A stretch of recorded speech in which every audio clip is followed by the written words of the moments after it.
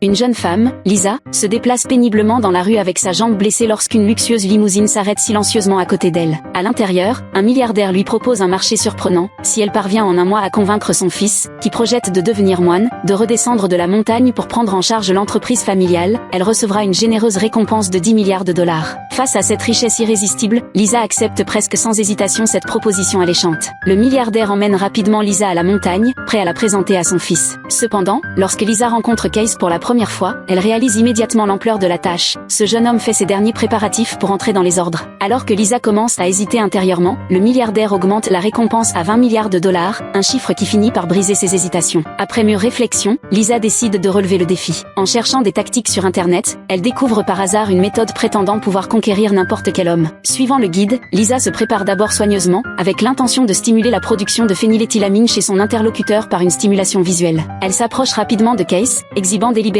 sa chevelure et son visage, mais cette représentation est interrompue froidement par Case en moins de 5 secondes. Sans se décourager, Lisa tente une deuxième stratégie, parlant d'une voix délibérément adoucie, mais cette approche affectée est à nouveau ridiculisée impitoyablement par Case. Après ces échecs consécutifs, Lisa adopte une méthode plus directe. Elle feint une chute accidentelle, tombant directement dans les bras de Case. Cependant, Case n'y réagit pas, la taquinant plutôt sur son parfum intense qui attirerait les petits insectes de la montagne, qui pourraient entrer dans ses yeux, ses narines, sa bouche et ses oreilles. Cette description effraie Lisa qui bat rapidement en retraite.